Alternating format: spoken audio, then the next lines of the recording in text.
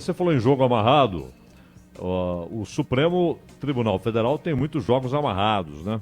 Que vão sendo disputados muito lentamente. São partidas infindáveis. E agora temos aí, finalmente, a perspectiva de que decidam de uma vez por todas a história lá do julgamento que condenou o ex-presidente Luiz Inácio Lula da Silva no caso do triplex do Guarujá. Então, das principais teses da defesa, não é só uma, não. São algumas teses. Duas foram remetidas para análise do plenário do Supremo. A decisão de mandar para o plenário foi do ministro Edson Fachin, que é o relator. É o relator desses casos relacionados às investigações no âmbito da Lava Jato em Curitiba. E o Edson Fachin, que é o relator dos processos, repito, antes era o Teori Zavascki, ele decidiu retirar duas ações do âmbito da segunda turma, composta agora de novo por 5 ministros, com a posse do substituto do Celso de Mello, o Cássio Marques, e submetê-las a julgamento do pleno do tribunal, para que todos os juízes avaliem essas duas ações. Vale reforçar que não são as únicas, nesse caso do triplex, há outras. A decisão adotada pelo Fachin, que inclusive provocou alguns lamentos, algumas murmurações na segunda turma, né? E que ele decidiu mandar para o pleno para que todos os ministros se manifestem a respeito e votem sobre o assunto, são as seguintes. Uma é aquela em que a defesa de Lula contesta a atribuição legal da Justiça Federal de Curitiba para julgar o caso do triplex. É coisa recente? Não. Na verdade, essa tese da defesa do Lula, mesmo antes da prisão do ex-presidente, ela já era defendida pelo Zanin, que é o advogado que comanda a defesa do Lula. O outro é aquele em que o petista e seus advogados pedem acesso aos diálogos entre procuradores da Lava Jato, e esses diálogos foram interceptados pela ação de hackers, alvos de uma operação, inclusive, a spoofing, e depois esses hackers acabaram fazendo com que as conversas chegassem até o Intercept Brasil. E aí houve, inclusive, na sequência, um acordo do Intercept com outros veículos de comunicação que passaram a divulgar também trechos dessas conversas hackeadas. A defesa quer acesso a todos os diálogos que foram obtidos por esses hackers. Aí entra uma questão paralela e importante, aliás, muitas vezes considerada fundamental em manifestações do Supremo, que é se aquele elemento pode ser chamado, dependendo da circunstância, de prova, de evidência, pode ser apresentado como elemento importante na defesa ou na acusação, mas a ideia é saber se isso é legal, se essa interceptação pode ser considerada legal e, portanto, pode ser usada, por exemplo, nas provas a serem apresentadas pela defesa, não é? Porque nós já tivemos processos inteiros derrubados porque lá na sua origem estava uma fonte de informação que não foi considerada legal. Ou então, uma conversa interceptada sem autorização legal. Ou então, denúncia anônima É o caso, por exemplo, do Castelo de Areia. Castelo de Areia foi derrubado facilmente porque houve a decisão política no Supremo de derrubá-lo. Não é só uma decisão técnica. Você tem decisão técnica para todos os gostos, não é? Então depende do que aqueles ministros querem, entendem como sendo melhor. Às vezes até numa atitude um tanto quanto arrogante de tentarem determinar o que é melhor para o país. Quando, convenhamos, não é este o papel de ministros do Supremo. Isso aconteceu em outras ocasiões, né? Aconteceu, por exemplo, no relatório do Herman Benjamin no Tribunal Superior Eleitoral. E aquele relatório que parecia tecnicamente irrespondível, era difícil derrubar o que estava ali elaborado, construído, palavra por palavra, fato por fato, prova por prova, a referência na lei, porque a lei determinava a cassação da chapa. Tudo estava ali no relatório do Herman Benjamin, numa construção muito bem feita. No entanto, foi 4-3 contra o relatório, portanto pela não cassação. E, na época, o Gilmar Mendes estava no TSE, porque há cadeiras no TSE para ministro do Supremo. Por exemplo, o Barroso agora está no TSE. Então, na época, o Gilmar disse que não era bom para a economia, não era bom para o país tinha acabado de passar por um processo de impeachment. Mas ninguém paga os ministros do Supremo ou quando estão na condição de juízes do TSE, para que digam se aquilo é melhor ou pior para o país. Eles estão lá para a aplicação da lei, para que digam ao país, a lei determina tal coisa. Aqui houve desrespeito à lei, aqui houve crime. A punição para tal crime é esta. É isto que se espera, é para isto que a sociedade concebe um tribunal supremo, um tribunal eleitoral. Esse é uma jabuticaba, né? É uma peculiaridade nacional, esse TSE, nem precisaria existir. Poderia os julgamentos, claro, serem levados nas instâncias regulares. E, no entanto, inclusive ampliaram o papel do TSE, né? Porque agora, casos em que há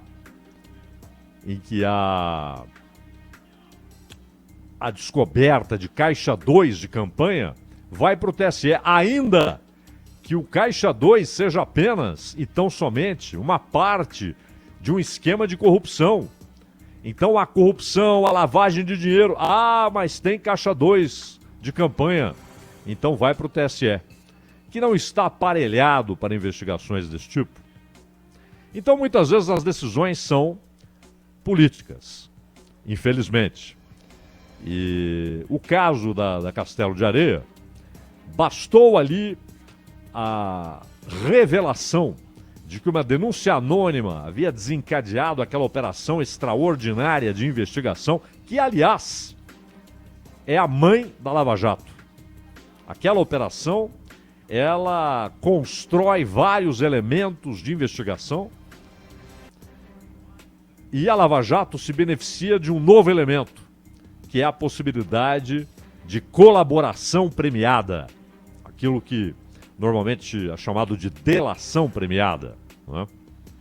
Então, com aquilo que a Castelo de Areia havia ensinado e com a possibilidade de delação premiada ou colaboração premiada, a Lava Jato conseguiu avançar muito. E aí havia um ambiente de apoio, um ambiente público de apoio, que tornou muito mais difícil a reação imediata. Mas a reação veio paulatinamente, não é? Com o tempo, com o poder estabelecido se reorganizando e se entendendo, inclusive aqueles que eram oponentes entre si, para reagirem em harmonia contra a investigação de casos de corrupção. Então, pode ser que o fato de que aquelas conversas foram interceptadas ilegalmente, porque foi uma ação de hackers, isso pode impedir, no entender da maioria dos ministros, isso pode fazê-los chegar ao entendimento de que não é possível usar essas conversas para a construção de material probatório, para argumentos da defesa. Mas a questão imediata será decidir se a defesa do Lula poderá ter acesso àquelas conversas. E o outro caso, insisto, é a contestação da atribuição legal da Justiça Federal de Curitiba para julgar o caso do Triplex. E aqui há uma declaração do Sérgio Moro que pode ajudar a defesa. Ali na época, Sérgio Moro chegou a mencionar que não havia relação direta entre o caso do Triplex e a Petrobras. Acontece que cabia ao Sérgio Moro, ali na Lava Jato, lá em Curitiba, quando era juiz, cabia ao Sérgio Moro o julgamento de casos relacionados à corrupção na Petrobras. E como ele chegou a admitir que esse caso específico, independentemente da lisura das negociações, do que de fato aconteceu, se ali era ou não uma ação de corrupção, a questão é, havia ligação com a Petrobras? Se não havia, a atribuição legal para julgar o caso seria de outro tribunal e não da Justiça Federal de Curitiba. É interessante isso porque os juízes vão avaliar uma coisa que não tem a ver com o entendimento deles a respeito da culpa ou não do Lula no caso Triplex. Se havia ou não havia uma ação de corrupção. Se aquilo era um presente por favores prestados com o uso do poder público para beneficiar uma empresa.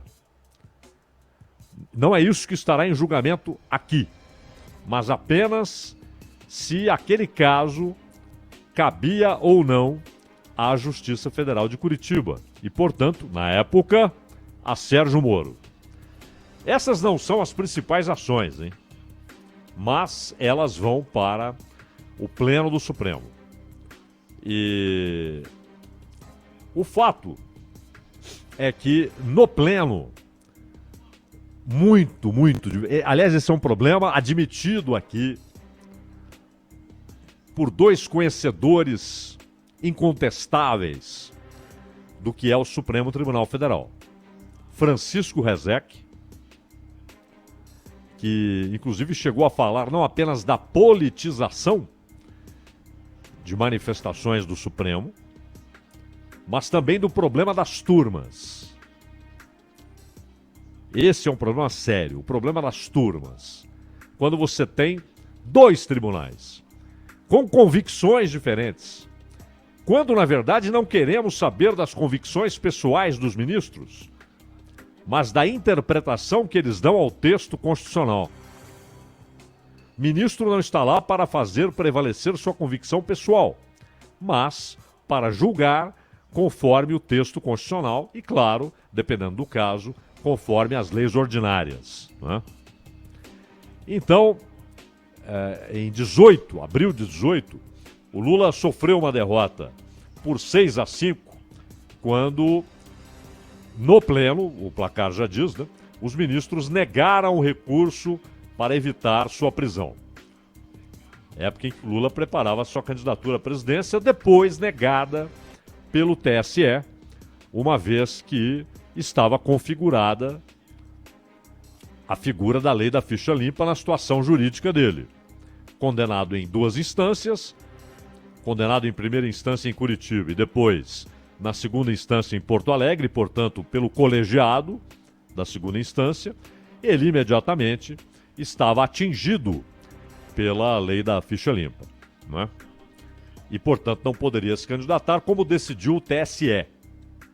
Agora, há outras questões que permanecem na segunda turma, inclusive a história da suspeição do Sérgio Moro. E aqui talvez esteja depositada a maior esperança da defesa do Lula, e dele mesmo, é claro, porque ali a suspeição de Sérgio Moro, ela vai além da objetividade do texto legal. Convenhamos, cada um dos ouvintes pode chegar a essa conclusão de que dizer que havia suspeição será, ou não havia suspeição, será uma decorrência de uma argumentação muito subjetiva dos ministros. Mas a coisa chegou a tal ponto, aquela politização citada pelo Rezec, que já sabemos de antemão, em determinados casos, é óbvio, em alguns não, mas em determinados casos, principalmente aqueles relacionados à Lava Jato, já sabemos como cada ministro irá votar. O que é um troço muito grave, né? Nós sabemos que não estão robôs ali. Pesquisa então, de boca de urna de ministro, né? Tem também. Tem também aqueles que conseguem informação privilegiada. Já há uma maioria informal ali, não é? 3 ministros vão votar assim e tal. Como que o jornalista sabe? Pode ser chute? Pode. Aí é ridículo, não é? Não é jornalismo, é chute. Mas se é uma informação, e aí é jornalismo, e tem de ser divulgada porque é uma informação relevante, isso foi passado por um dos ministros. Ou por 2 ou por 3. Não é? Mas já sabemos muitas vezes. E o que é ruim, porque o que se espera é que os ministros votem de acordo com o texto legal. E não de acordo com o que eles pensam. E não porque 2 têm ódio da Lava Jato e 2 amam a Lava Jato. Não pode ser isso. Se aquele que aprecia o histórico da Lava Jato, os resultados da Lava Jato, entende que há elementos para considerar a suspeição, ele deve dizer sim. Considero que o julgamento deve ser anulado porque a ação do juiz foi suspeita. E o outro, que detesta a Lava Jato, detesta o Sérgio Moro, se ele entender que não há elementos para que ele chegue a tal conclusão, ele deve dizer não. Não há elementos para que a gente diga que há suspeição do juiz e, portanto, para que o julgamento seja anulado. Isso é o que se espera, mas não é assim. Então, Lewandowski e Gilmar tendem a votar pela suspeição. Fachin, que junto com o Barroso, ele e Barroso são os maiores defensores da Lava Jato dentro do Supremo. Fachin deve votar contra a suspeição e Carmen Lúcia também. Fosse, na ausência de Celso de Mello, entre a aposentadoria de Celso de Mello e a posse de Cássio Marques, 2-2, em dúbio pro réu, a defesa ganharia. Mas o Cássio Marques vai votar. O voto inaugural referente à Lava Jato não pode ser entendido como um prefácio do que ele vai escrever a respeito da suspeição do Sérgio Moro. Tomara que não. Se ele votou contra a Lava Jato em seu primeiro voto, uma ação referente ao Rio de Janeiro, o que todo mundo espera é que isso nada tem a ver com um próximo caso referente à Lava Jato. É caso por caso, situação por situação, provas por provas, testemunhas por testemunhas, para que ele chegue a uma conclusão com base no texto legal e não com base no que ele pensa, e muito menos com base no que outros querem que ele faça. Muito menos. Não é? Ele está lá. Se há um lugar onde a independência é fundamental, há alguns lugares, né? No parlamento, nas redações e nos tribunais. É fundamental a independência. Sem independência, o que nós teremos é uma traição à função entregue a um deputado, a um senador, a um juiz, a um jornalista. Não é? A independência é fundamental. Mas várias declarações, a maneira como ele vê, várias declarações do Cássio Marques apontam para um pé atrás dele em relação à Lava Jato. O que talvez aumente a esperança, a expectativa aí da defesa do Lula. E só para fecharmos, vale lembrar ainda que há outros 3 recursos de Lula relacionados ao triplex que serão analisados no Supremo, e uma decisão favorável em qualquer das ações poderá ter impacto nos outros processos. O Lula é alvo de 3 processos na Força-Tarefa. Já foi condenado em 2 instâncias no caso do triplex e foi condenado na ação do sítio em Atibaia. Outras 2 ações da Lava Jato que ainda não foram julgadas são, primeiro, sobre o terreno que iria ser doado pela Odebrecht ao Instituto Lula. E seria uma forma de pagamento, no entender dos promotores. Uma forma de pagar os favores prestados à Odebrecht. E o outro é sobre a acusação de lavagem de dinheiro por meio de doações ao Instituto. As doações são legais? Elas estão, inclusive, colocadas no papel, declaradas, sim. Mas, exatamente aquele e-mail do Marcelo Odebrecht, dizendo que aquilo fazia parte do pacote de pagamentos ao PT e ao Lula, aquele e-mail é que complica mais a história das doações. O Instituto Lula e a defesa do Lula alegam não, tá tudo aqui, tudo declarado, não tem nada escondido. Mas aquele e-mail, quando visto pelo juiz, ele entendeu que havia sim elemento para que a ação prosseguisse. Nenhuma das 2 foi julgada, hein? Nem a da acusação de lavagem de dinheiro, nem a da doação de um terreno pela Odebrecht ao Instituto Lula. E a ação de Atibaia, assim como a do triplex, foi confirmada em segunda instância. E, portanto, também provoca a questão da ficha limpa. E o Cristiano Zanin, que representa o Lula, diz que a condenação pelo triplex é injusta e diz que Lula é vítima do lawfare, né? Que significa a promoção de uma guerra jurídica com objetivos políticos. Enfim,